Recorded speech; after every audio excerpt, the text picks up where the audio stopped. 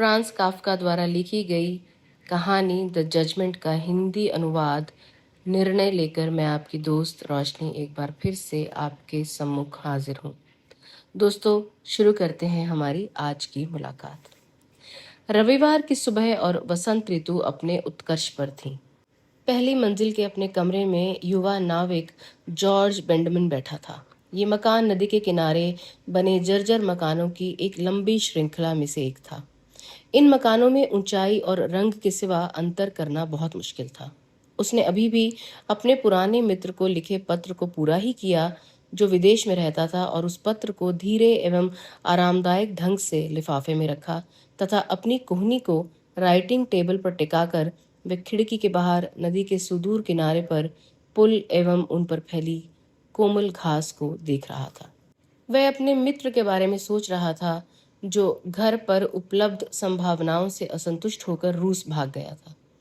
अब वह पीट्सबर्ग में अपना व्यवसाय कर रहा था, जो अब समृद्ध होना शुरू हो गया था, लेकिन फिर इसमें गिरावट आने लगी, क्योंकि वह हमेशा ही आगंतुकों की लगातार गिरती संख्या के बारे में शिकायत करता रहता था। इसलिए बिना किसी कारण के वह विदेश भूमि पर खुद को बर्बाद कर रहा था। वह अनजान भरी हुई दाढ़ी रखता था, फिर भी वह उसके अपने उस चेहरे को अच्छी तरह नहीं छुपा सकता था जिससे जॉर्ज बचपन से ही परिचित था, और उसकी त्वचा इतनी पीली होती जा रही थी कि लगता था कि उसे कोई गुप्त बीमारी हो गई है। उसके अपने कारण से उसका अपने देशवासियों की कॉलोनी में किसी से कोई संपर्क नहीं था तथा रूसी परिवार के साथ भी लगभग नगण्य सामाजिक संपर्क था।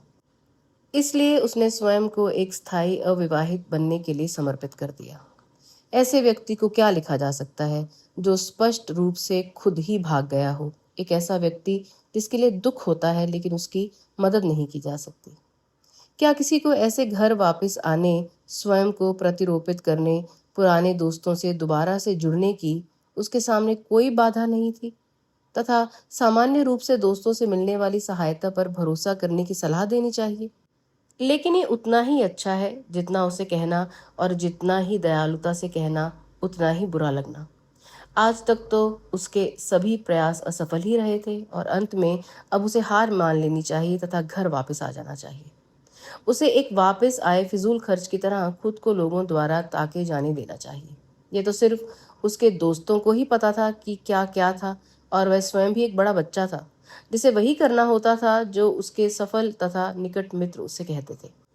इसके अलावा क्या ये निश्चित था कि उसकी दी गई प्रताड़ना एक दिन अपना लक्ष्य प्राप्त करेगी?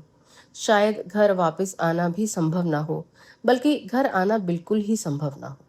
उसने स्वयं ही कहा कि अपने ही देश में अब उसे वाणिज्य के बारे में कोई जानकारी नहीं थी, और विदेशी भूमि पर अपने दोस्तों की सलाह से परेशान वह अभी भी एक अजनबी की तरह रहेगा और हमेशा से ज्यादा उनसे अलगाव रहेगा। लेकिन उसने उनकी सलाह नहीं मानी और घर के लिए भी उपयुक्त नहीं बना। निसंदेह घृणा के कारण नहीं, बल्कि परिस्थितियों के दबाव में उनके अनुसार नहीं चल पाया और उनके बिना अपमानित महसूस करता था। ये भी नहीं कह सकता था कि उसके अपने दोस्त भी हैं या अपना कोई देश भी है। क्या उसके लिए विदेश में ही रह जाना अच्छा नहीं था, जैसा कि वह रह रहा था? इन सारी बातों के मद्देनजर कोई भी इस बात के प्रति आश्वस्त कैसे हो सकता था कि घर पर वह जीवन में सफल होगा? इन्हीं कारणों से, मानो कोई उसके साथ पत्राचार जारी रखना चाहता भी था तो कोई उसे सच्ची खबर नहीं दे सकता था, जो कि बहुत दूर के परिचित को भी आसानी से कहा जा सकता है। उसे यहाँ आए हुए 3 साल बीत गए थे, और इसके लिए उसने ये झूठा बहाना बनाया कि रूस की स्थिति ही बहुत अनिश्चित है, जो प्रकृतः एक छोटे व्यापारी को भी थोड़े समय के लिए भी अनुपस्थित होने की अनुमति नहीं देती, जबकि उस सरकार ने हजारों रूसवासियों को शांतिपूर्वक विदेश भ्रमण की अनुमति दी। लेकिन इन 3 वर्षों में जॉर्ज की अपनी ही स्थिति बहुत बदल गई थी। 2 वर्ष पहले उसकी मां मर गई। तब से वह तथा उसके पिता ने मिलकर घरेलू कामकाज साथ किए और निसंदेह उसके दोस्तों को इसकी सूचना दी, और पत्र के माध्यम से अपनी सहानुभूति भी प्रकट की थी। लेकिन पत्र की भाषा इतनी रूखी थी कि ऐसी घटना से उत्पन्न शोक एक सुदूर देश में बैठा व्यक्ति महसूस नहीं कर सकता था। यह निष्कर्ष निकाला जा सकता है। उस समय से ही जॉर्ज ने और अधिक संकल्प के साथ व्यापार तथा अन्य कामों में खुद को लगाया। शायद उसकी माँ के जीवन काल से ही उसके पिता की व्यापार में हर काम अपनी मर्जी से करने की जिद के कारण ने शायद उसकी अपनी सही गतिविधि के विकास को बाधित किया। शायद उनकी मृत्यु के बाद से ही उसके पिता कम आक्रामक हो गए हैं। यद्यपि व्यापार में तो वे अभी भी सक्रिय थे। शायद इसका सबसे बड़ा कारण ये था कि संयोगवश व्यापार बहुत चल निकला, बल्कि इसकी बहुत संभावना थी। चाहे जो भी कारण हो, इन 2 वर्षों में व्यापार में अत्यधिक अप्रत्याशित रूप से वृद्धि हुई। कामगारों की संख्या भी दुगनी करनी पड़ी। कुल बिक्री 5 हो गई। इसमें कोई संदेह नहीं, आगे बहुत उन्नति होनी है। लेकिन जॉर्ज के दोस्तों को उसकी उन्नति का तनिक भी आभास नहीं था। पूर्व के वर्षों में शायद अंतिम बार अपने शोक पत्र में रूस प्रस्थान कर जाने के लिए मनाने की कोशिश की थी तथा व्यापार की उस शाखा जिसमें जॉर्ज सक्रिय था, उसकी रूस में सफलता की संभावनाओं का बखान किया था। जॉर्ज के वर्तमान व्यापार की सीमा की तुलना में उद्धृत किए गए आंकड़े अत्यंत छोटे थे, लेकिन फिर भी वे अपने दोस्तों को अपने व्यापार की सफलता के बारे में बताने से कतराता था। यदि अब वह अति लक्षणीय ढंग से ऐसा काम करना भी चाहे तो वह निसंदेह अजीब लगेगा। इसलिए जॉर्ज अब अपने दोस्तों को बातचीत के मामूली आइटमों के बारे में, जैसे कि स्मृति में अचानक सुधार, जबकि कोई रविवार के दिन चुपचाप बैठा कुछ सोच रहा था, बताने तक सीमित कर लिया था।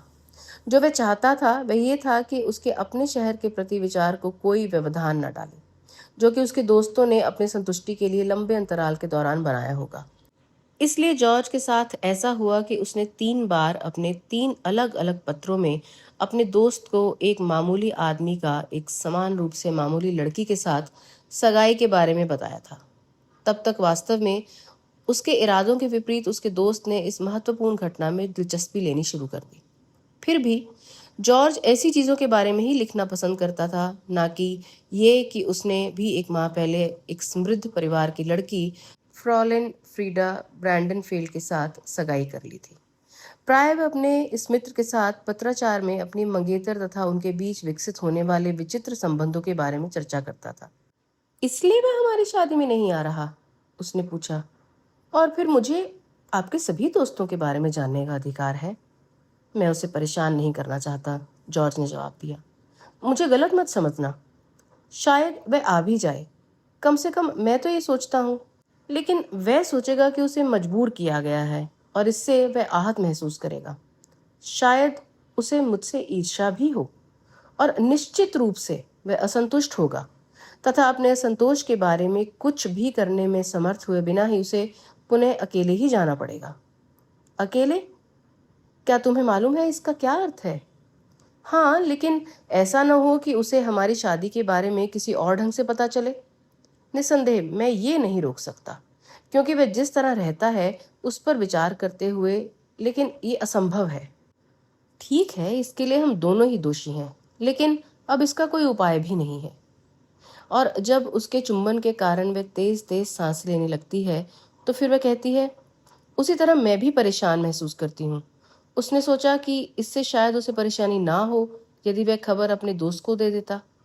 मैं तो इसी तरह का आदमी हूँ और मैं जैसा हूँ उसे उसी तरह रहना पड़ेगा, उसने अपने आप से कहा। मैं स्वयं को दूसरे के ढांचे में नहीं ढाल सकता, जिससे हो सकता है कि उसे एक योग्य दोस्त मिल जाए। और वास्तव में उसने अपने दोस्त को अपनी सगाई के बारे में बताया, उस लंबे पत्र में जो वह रविवार की सुबह में लिख रहा था। उसके शब्द थे, मैंने अंत में बताने के लिए सबसे अच्छी खबर बचा रखी है। मैंने एक समृद्ध परिवार की लड़की के साथ सगाई कर ली है, जो तुम्हारे जाने के बहुत दिनों के बाद यहाँ रहने आई थी। इसलिए तुम शायद ही उसे जानते होगे। आगे मैं उसके बारे में तुम्हें और भी बहुत कुछ बताऊंगा। आज तो मैं सिर्फ ये बताऊंगा कि मैं बहुत खुश हूँ और मेरे और तुम्हारे बीच संबंधों में एकमात्र अंतर ये है कि अब तुम्हें बिल्कुल आम से दोस्त के बजाय मुझ में एक खुश दोस्त मिलेगा। इसके अलावा मेरी मंगेतर में विपरीत लिंग के रूप में एक सच्चा दोस्त, जिसका एक अविवाहित व्यक्ति के लिए कम महत्व नहीं है, वह तुम्हारे लिए अपना अभिवादन भेजती है और वह शीघ्र ही तुम्हें खुद ही पत्र लिखेगी। मैं जानता हूँ कि बहुत सारे कारण हैं जिसकी वजह से तुम हमसे मिलने नहीं आ सकते, लेकिन शायद क्या वह सही अवसर होगा जबकि तुम सारी बाधाओं को दूर भगा दो।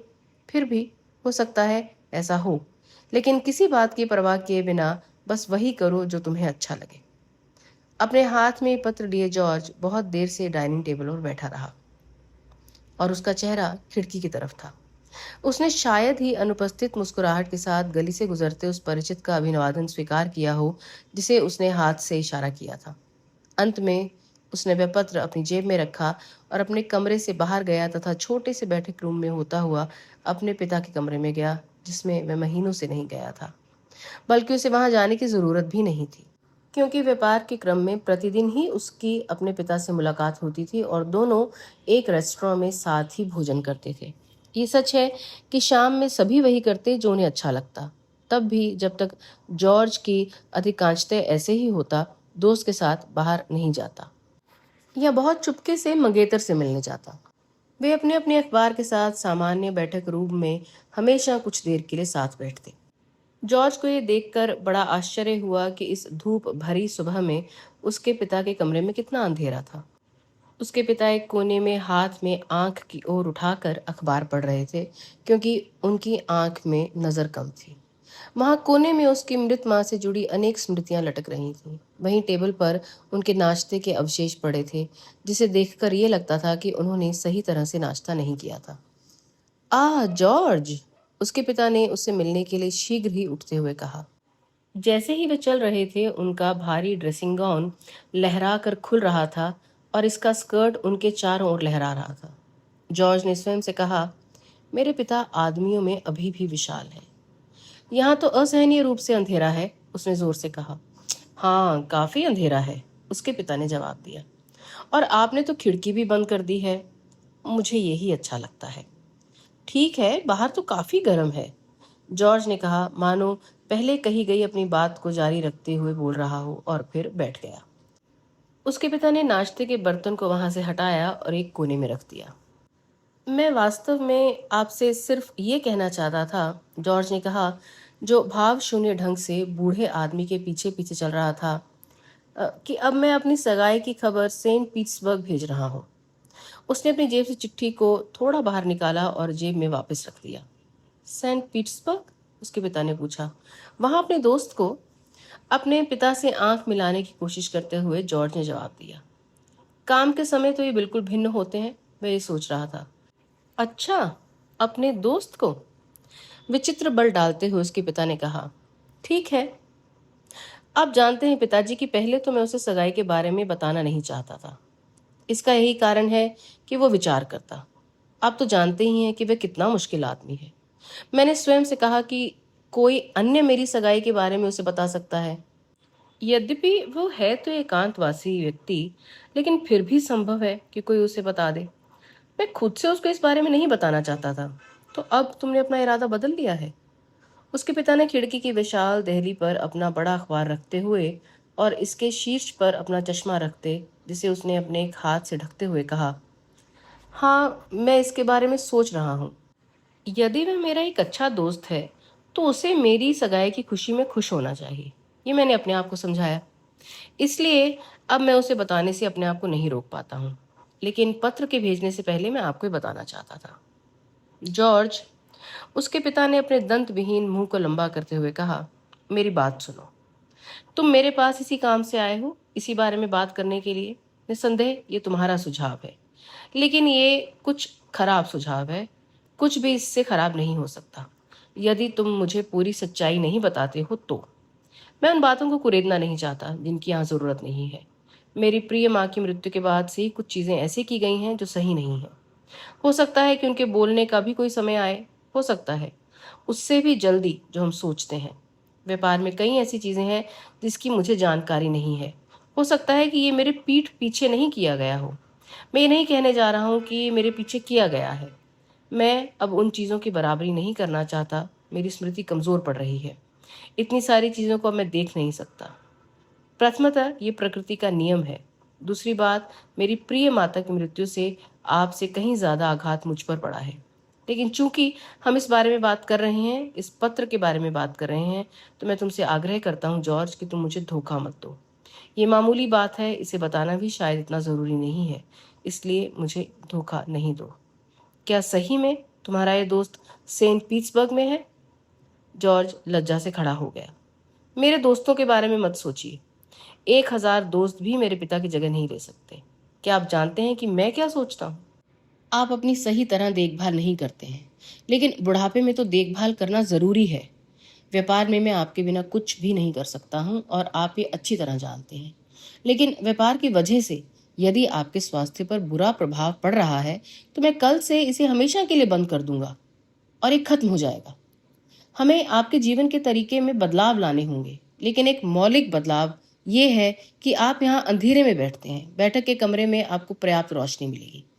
आप नाश्ते में सिर्फ यही थोड़ा सा कुछ ले लेते हैं, जबकि अपनी ऊर्जा को सही तरह से बनाए रखना चाहिए। आप एक बंद खिड़की के पास बैठते हैं और हवा आपके लिए इतनी लाभदायक होगी। नहीं पिताजी, मैं डॉक्टर को बुलाऊंगा और हमें उनके आदेशों का पालन करना पड़ेगा। हम आपका कमरा बदल देंगे। आप सामने वाले कमरे में जाएंगे और मैं यहाँ आ जाऊंगा। आपको बदलाव का पता भी नहीं चलेगा। आपकी सारी चीजें आपके साथ ही वहां पहुंचा दी जाएंगी। लेकिन इन सब चीज़ों के लिए बाद में समय है। मैं अभी तो थोड़ी देर के लिए आपको बिस्तर पर लेटा दूंगा। मुझे पूरा विश्वास है कि आपको आराम की ज़रूरत है। आइए, मैं आपको आपकी चीज़ें हटाने में मदद करूं। मैं कर सकता हूं। ये अभी आप देखेंगे, या बल्कि आप अभी ही शीघ्र सामने वाले कमरे में चले जाइए और मेरे बिस्तर पर लेट जाइए। ये सबसे ज़्यादा समझदारी भरा कदम होगा। जॉर्ज अपने पिता के बिल्कुल बगल में खड़ा था। उसने उनके उलझे सफ़ेद बालों वाले सर को अपनी छाती से लगा लिया। जॉर्ज, उसके पिता ने बिना हिले ही धीमी आवाज में कहा। जॉर्ज शीघ्र ही अपने पिता की बगल में झुक गया। बूढ़े आदमी के थके चेहरे पर उन पुतलियों को देखा जो फैली हुई थीं और उसी पर टिकी हुई थीं। वे आंखों के कोने से उन्हें देख रहा था। तुम्हारा कोई दोस्त सेंट पीटर्सबर्ग में नहीं है। तुम हमेशा से ही टांग खींचने वाले रहे हो और तुम मेरी टांग खींचने में नहीं चुके। तुम्हारा कोई दोस्त वहां कैसे हो सकता है? मुझे इस बात पर विश्वास नहीं है। कुछ देर विगत के बारे में सोचिए पिताजी। अपने पिता को कुर्सी से उठाते तथा उनके ड्रेसिंग गाउन को उतारते हुए जैसे ही वह बहुत मुश्किल से खड़े हुए, जॉर्ज ने कहा, मेरे दोस्त को मुझसे मिले हुए 3 साल हो गए हैं।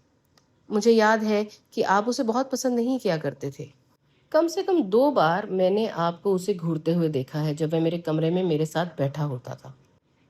मैं आपकी उसके प्रति नापसंदगी अच्छी तरह समझ सकता हूँ, क्योंकि मेरे दोस्त में कुछ विचित्रताएं हैं।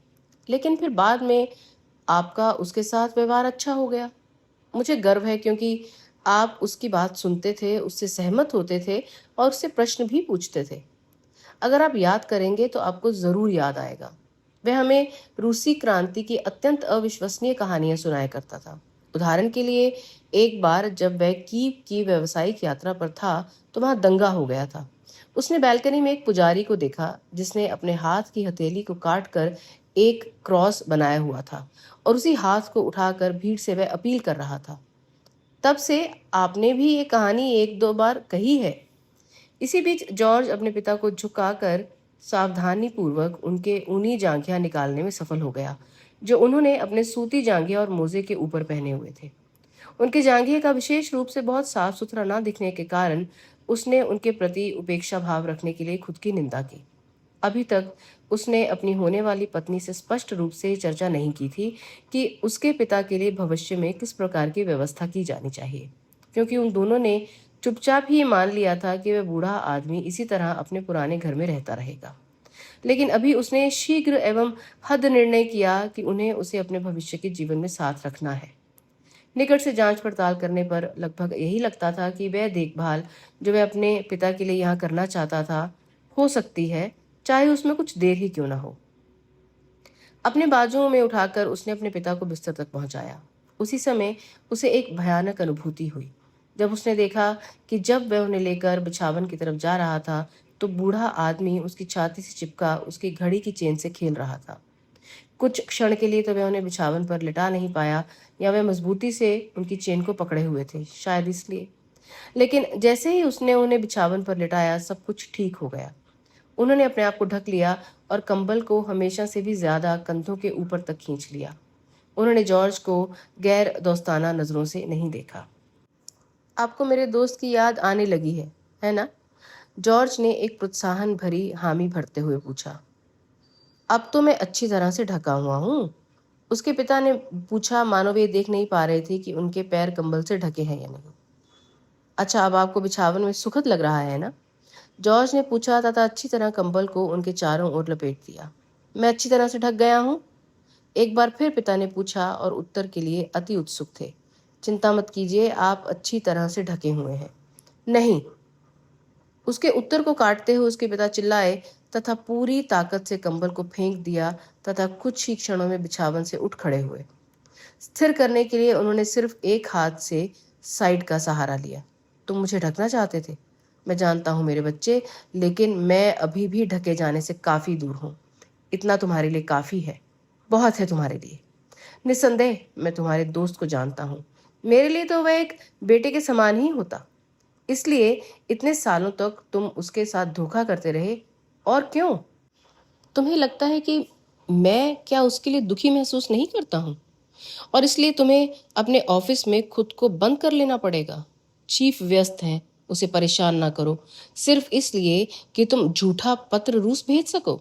लेकिन आश्चर्य है कि किसी पिता को ये बताने की जरूरत नहीं होती कि उसे अपने बेटे की कैसे सहायता करनी चाहिए। और अब जबकि तुम्हें लगता है कि तुमने उसे दबा लिया है इतना नीचा कि तुम अपने नितंब उस पर रखकर उसके ऊपर बैठ सकते हो, वह नहीं हिलेगा, तो मेरे प्रिय बेटे उसे समझाओ कि वह शादी कर ले। जॉर्ज अपने पिता द्वारा बनाए गए इस हौवे को हैरानी से देख रहा था। सेंट पीटर्सबर्ग में उसका दोस्त, जिसे उसके पिता अचानक इतनी अच्छी तरह जानने लगे थे, उसकी कल्पना में इस तरह छा गया जैसे पहले कभी नहीं। उसने देखा कि वह रूस की विशालता में खो गया था। एक खाली लुटे हुए गोदाम के दरवाजे पर उसने उसे देखा। उसके शोकेस के ध्वंसावशेष, उसके सामान से टूटे हुए अवशेषों में गिरते गैस ब्रैकेटों के बीच बस वह खड़ा था। उसे इतना दूर क्यों जाना पड़ा? लेकिन मेरी बात ध्यान से सुनो, उसके पिता चिल्लाए। जॉर्ज लगभग विचलित होकर उनके बिछावन की तरफ दौड़ा ताकि हर चीज ले सके, लेकिन उसे आधे रास्ते में ही रुकना पड़ा क्योंकि उसने अपना स्कर्ट उठा लिया था। उसके पिता बांसुरी बजाने लगे क्योंकि उसने इस तरह अपना स्कर्ट ऊपर कर लिया। दुष्ट प्राणी। उनकी नकल उतारते हुए उसने अपनी कमीज इतनी ऊंची उठा ली कि कोई भी उनके जांघ पर युद्ध में लगे घाव के निशान के चिन्ह को देख सकता था, क्योंकि उसने इस तरह से अपना स्कर्ट ऊपर उठाया था और तुमने ये उसके लिए बनाया था। और उसके साथ बिना किसी व्यवधान के स्वतंत्र होने के लिए तुमने अपनी माँ का अपमान किया है, अपने दोस्त को धोखा दिया है और अपने पिता को बिछावन पर लेटा दिया है ताकि वे चल फिर ना सकें। लेकिन वे चल सकते हैं, या क्या वे नहीं चल सकते हैं? और बिना किसी सहारे के वे उठ खड़े हुए और उन्होंने अपनी तेजी से टांगे फैला ली। उनकी अंतर्दृष्टि में उनका चेहरा कांतिमय हो गया। जॉर्ज एक कोने में सिकुड़ गया, अपने पिता से इतना दूर जितना संभव था। बहुत समय पहले उसने संकल्प किया था कि वह छोटी छोटी सी गतिविधियों को भी ध्यान से देखेगा ताकि पीछे या आगे से आने वाले अप्रत्यक्ष आक्रमण, झपट्टा आदि के कारण उसे कोई आश्चर्य ना हो। इसी क्षण उसने अपने आप को इस बहुत पहले भूले हुए संकल्प को याद किया और एक बार फिर भूल गया, ठीक उसी व्यक्ति की तरह जैसे सुई में एक छोटा धागा डालता हुआ आदमी। लेकिन इसके बावजूद भी तुम्हारे दोस्त के साथ धोखा हुआ नहीं है। अपनी तर्जनी से हल्के से मारते हुए उन्होंने अपनी बिंदु पर जोर देते हुए कहा, मैं यहाँ इसी जगह उसी का प्रतिनिधित्व कर रहा हूँ। आप स्वांगी। क्षति का एहसास होते हुए जॉर्ज स्वयं को इस प्रत्युत्तर से नहीं रोक सका। अपने मस्तिष्क में वह सोचने लगा। उसने अपनी जीभ को वापस काटा और उसे लगा कि इतनी देर हो गई, जबकि पीड़ा उसके होने जवाब देने लगी। हाँ, निस्संदेह मैं तो स्वांग ही कर रहा हूँ, एक स्वांग। ये तो एक अच्छी अभिव्यक्ति है।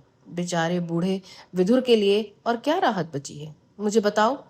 और जब तुम मेरी बातों का जवाब दे रहे हो, तुम फिर भी मेरे जीवित बेटे, अब मेरे पास बचा ही क्या है? मेरे पीछे कमरे में धोखेबाज कामगारों का झुंड, मेरी हड्डियों के कुम्हड़े के लिए पुराना, और मेरे बेटे इस संसार में भटक कर चलते हुए उन सौदों को निपटाओ जो मैंने उसके लिए बनाए थे। विजयी हंसी के साथ ही अपने चेहरे को ढककर वह एक सम्मानित व्यापारी की तरह अपने पिता से दूर भागा। तुम्हें क्या लगता है कि मैं तुम्हें प्यार नहीं करता हूँ? मैं जिसके अस्तित्व से ही तुम्हारा अस्तित्व आया। जॉर्ज ने सोचा, अब वे आगे झुकेंगे। क्या होगा जब वे गिर जाएंगे और खुद को आहत कर लेंगे? ये शब्द उसके मस्तिष्क में फुंकारने लगे। उसके पिता आगे झुके लेकिन गिरे नहीं।